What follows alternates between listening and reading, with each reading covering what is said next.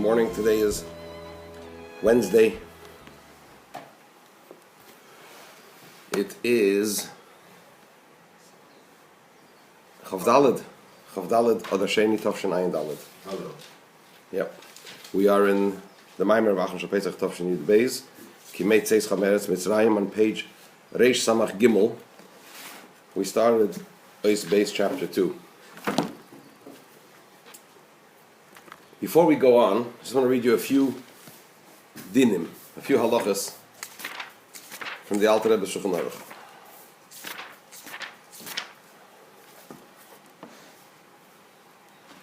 This is Hilchas Kriyas Shema, the laws of reciting the Shema, reading the Shema. This is Siman Nun Ches. The laws of Kriyas Shema and its brachas, and it contains 11 seifim. So the first seif says as follows.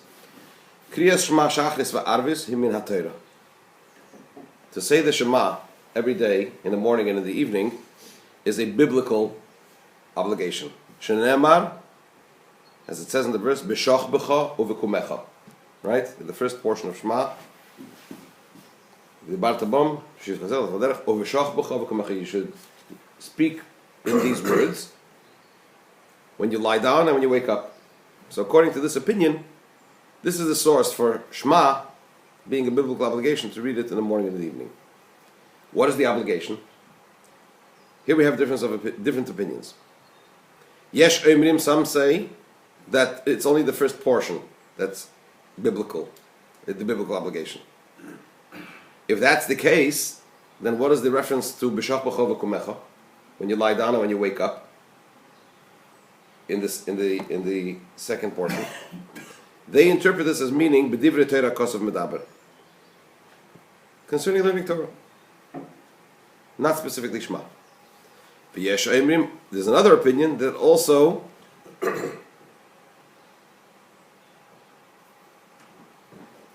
not only the first part of the Shema is biblical, meaning to say Shema v'ohavta, but also the second portion of Shema v'hoyim shemoya is also a biblical obligation. There's a third opinion that it's only the first verse that's the biblical obligation. In other words, Shema Yisrael Hashem Elokeinu Hashem Echad, that's the obligation, that's the biblical obligation. And when it says, they interpret it as meaning with the Bartabam, B'shivcha, B'visecha, and so on and so forth, or V'shach b'cha v'kumecha, when you lie down and you wake up, that it says in the first portion of the Shema, but it refers to the first verse. What about the third section of the Shema, where we talk about the mitzvah of tzitzis? Right? Which also mentions what? The mitzvah of... It also mentions the fact that we left Egypt. That, according to everybody, is a rabbinic obligation. When? If you mention the exodus of Egypt separately. Mentioning the exodus from Egypt is also a biblical obligation. If I happen to mention the exodus from Egypt separately, then reading the third portion of the Shema is a rabbinic obligation. Okay? So that is what Alter Rebbe says in chapter 58. Now let's move on to chapter 66, Siman Samach Vov.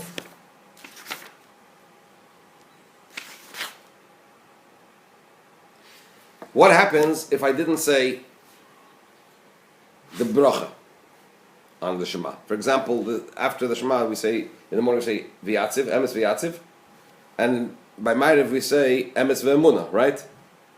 What happens if I didn't say that?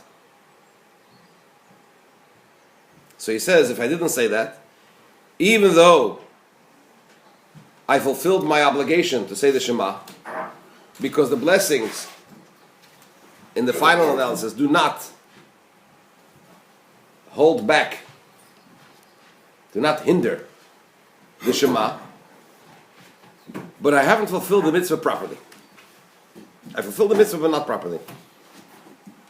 Because Emes V'yatziv was instituted for the kindness that Hashem did with our fathers when He took them out of Egypt and when He split the sea, the Yam Suf, and He led them across. And he goes on and he says, one is obligated to mention the exodus of Egypt,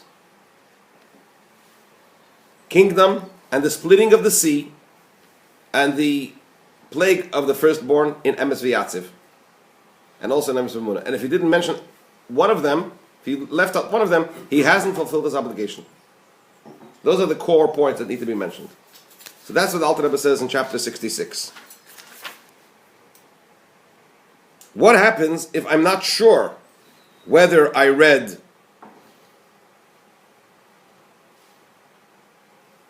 Emes V'Yatziv?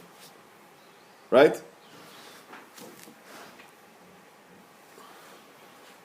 If I am unsure whether I said the Shema or not, I have to say it again. Because the Shema is a biblical obligation. Again, we have the different opinions that we mentioned originally. Since it's a biblical obligation, a doubt in a matter of a biblical obligation, we take the stricter position, and therefore you have to repeat it. And even according to the opinions that say that only the first verse is the biblical obligation, or the first portion only is the biblical obligation, and all the rest is a institution of the Chachamim, of the rabbinic institution, you nevertheless have to read all the three portions together. Because the rabbinic institution was that that whenever you say the Shema, the biblical Shema, you have to read all the three portions together. And therefore also you say all the blessings before and after, because that is how it was instituted.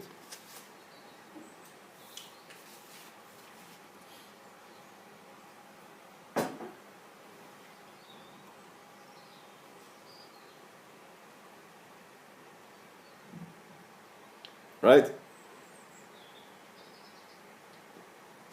If I'm not sure whether I said the third part of the Shema also, Parsha of Tzitzis, I also have to repeat the Shema with the blessings, because since reciting the third portion of the Shema is a biblical institution, is a biblical obligation. In the case when what?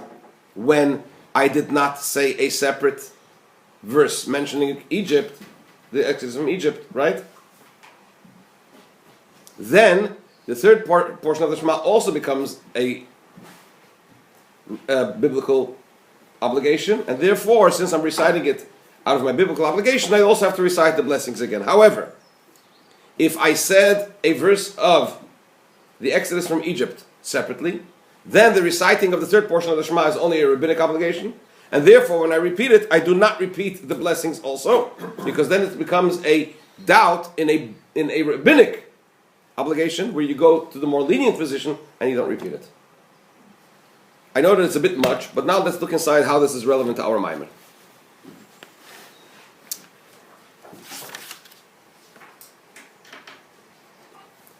In chapter 2, the Rebbe begins to ask, why does it say in the verse, the opening verse of our Maimer, which is from the Novi of Micha, why does it say Kimei Tzeischo, like the days you left Egypt, plural? We left Egypt on one day. And indeed, when we mention Egypt in the 6 memories, if you will, that we have to mention every day, the Sheish Zechires, right? We mention Egypt, it says, Leman Tizkar, so that you should remember, as Yoim Tzeis Chames Mitzrayim, in the singular. So why in this verse does it say Kimei in the plural? So the Rebbe explains that this includes also what? The splitting of the sea. And the Rebbe goes on and says that included in the remembering the exodus of Egypt every day, which is a biblical obligation, that includes also remembering what? The splitting of the sea. And so too when it comes to the story on Pesach night, we tell the story of the exodus of Egypt, but it includes also the splitting of the sea. Right? So therefore it says, Kimei, like the days you left Egypt, in the plural, because it includes not only the actual exodus from Egypt, it also includes what? The splitting of the sea, and obviously one happened on the first day of Pesach, the other one happened on Shvi Shel Pesach, so it's more than one day. So if that's the case, the Rebbe asks the other way around. If that's the case, why does it say so that you should remember the day you left Egypt? Why does it say in the singular? So the Rebbe explained this as meaning because the main mitzvah is the day we left Egypt. The additional part of it is also to remember the splitting of the sea. Now let's go into some of the footnotes and we'll see how what we just learned is relevant. Let's go to footnote 16 on page Reish Samach Gimel. The Rebbe over here, inside of the Maimer, said that included in the exodus of Egypt is also what? The splitting of the sea. That's how he explains Kimei, the plural. So, footnote 16. Why indeed is the splitting of the sea? What's the logic? Why is the splitting of the sea included in the exodus of Egypt? She'ad oz, because until then, hois adayin emes mitzrayim aleim. Until the splitting of the sea, and until the Egyptians were drowned in the sea, the Jewish people, the Bnei Yisrael, still feared Egypt. Why? As Rashi says in the portion of Shalach, it's from the Mechilta, that Parai sent minders along with the Jewish people when they left Egypt to make sure that what? That they come back. On the 7th of Pesach, and the Jewish people saw the Egyptians dead on the edge of the river bank. It is then that the Jews left Egypt completely. Not only from the geographical location of Egypt, they also left. They went out of the fear of Egypt. Right? So there's leaving Egypt physically, but then there's leaving Egypt completely. Not being afraid of them anymore. That culminated when? On Shvi Shel Pesach. So therefore, that's the logic of what? Why Kriyas Yamsuf, the splitting of the sea, is included in the mitzvah of remembering our exodus from Egypt. And that's why it says Kimei in the plural. How long was the splitting? How long was it actually going through it? Didn't take long. I mean, the splitting of the sea was at dawn. Bashmeres HaBeker, right? And on the same day they crossed, and then they came together, and they saw them, and they were drowned. So it all happened on Shvi Shel Pesach. What does it mean that they saw them on the banks? Did? Once they drowned, the sea The sea washed them up. the sea washed them up. They washed them off on the bank. Sunday. Okay, so that's footnote 16. Footnote 17. The Rebbe says that we say Kimei Tzeischo in the verse of Micha, on which our Maimer is based. It says Kimei in the plural. Why? Because it includes also Yamsuf. Then the Rebbe goes on and says that the mitzvah of remembering Yetzias Mitzrayim every day includes also mentioning the splitting of the sea. Not only does he interpret our verse like this, but actually when we remember Mitzrayim every day, the exodus from Egypt, it also includes what? The remembering the splitting of the sea. Says the Rebbe in footnote 17, have a look in the Tosefta, in the Tractate of Brachas, beginning of chapter 2, and he quotes, we need to mention in it, in what? Be'emes v'yatziv, in the blessing following the third part of the Shema that we say in the morning. You also have to mention in that verse, Yetzias Mitzrayim v'kriyas Yamsuf. I just quoted it to you from the Alter Rebbe Shulchan Aruch, right? This, what the Alter Rebbe says, that in the Emes v'yatziv we have to mention the salient points. He says Yetzias Mitzrayim, Malchus, Kriyas Yamsuf. We must mention that. Why? Because that goes along. He brings from one of the commentators on the Tosefta there. Because the completeness of the redemption from Egypt was when the splitting of the sea took place. So that makes the point that the mitzvah of remembering the exodus from Egypt daily includes also what? The splitting of the sea. Now the Rebbe goes on and says that this mitzvah of remembering the exodus from Egypt, and also which includes also the splitting of the sea, is also when we have the mitzvah of telling the story on Pesach night. Where do we see this? Says the Rebbe in footnote 19, this is also understood from the fact that in the Haggadah we also say, what's the idea of the Haggadah?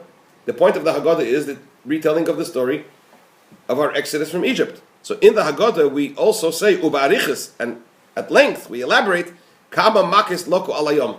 There's a whole section of the Haggadah which talks about how many plagues were inflicted on the Egyptians at the sea. The different opinions, whether it was 40 or 50 or 250 and so on and so forth, right?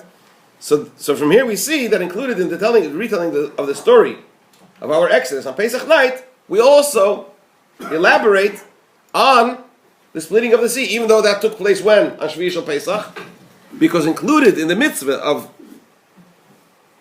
because Yetzias Mitzrayim, part of Yetzias Mitzrayim, the culmination of Yetzias Mitzrayim, the Exodus from Egypt, was when? Only after the splitting of the sea. Footnote 20.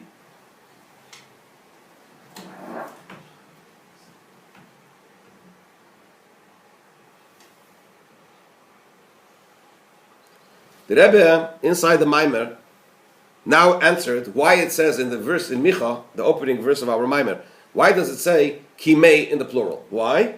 Because it refers to the day we left Egypt and the day the sea was split. So that's 2 days. If that's the case, we have a question then why, when we say in the Sheish Zechiros, Laman Tizker, when we talk about remembering Egypt, it says Yom Tzeischo. In that verse it says the day you left Egypt. We just gave a beautiful explanation why it should be 2. Why should it be the plural? So the Rebbe inside the Maimer says because the main mitzvah is the day to remember the day we left Egypt. The Rebbe elaborates on this in footnote 20, and over here the halachas that I just mentioned from the Alter Rebbe's Shulchan Aruch become relevant. So he says in footnote 20, the Shulchan Aruch Admor Zokin Sham Simen Samach Zayin Sif Aleph. The Alter Rebbe in Shulchan Aruch in the laws of Shema says as follows: the besofik im Korah Pashas Tzitzis, that if someone is doubtful whether he read in the Shema, the part of the Shema, the third part, which relates to the mitzvah of Tzitzis, tzarich lachzer v'likroiso, he has to repeat it again. Why? Ki zechiras Yetzias Mitzrayim hi mitzvahs esem min haTorah. Because remembering the Exodus from Egypt is a positive biblical obligation. And in the third portion of the Shema, we say, Ani Hashem Elokeichem, Laman Tizkru, Ani Hashem Elokeichem, Asher Yitzesi Eschem Me'eretz Mitzrayim, right? I am Hashem who took you out of Egypt. So mentioning Egypt is a biblical obligation.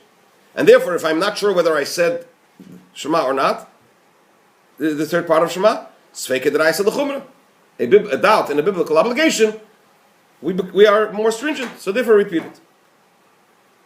What happens, Mashenkin Mamar Imsafik Mamar Emes V'Yatziv?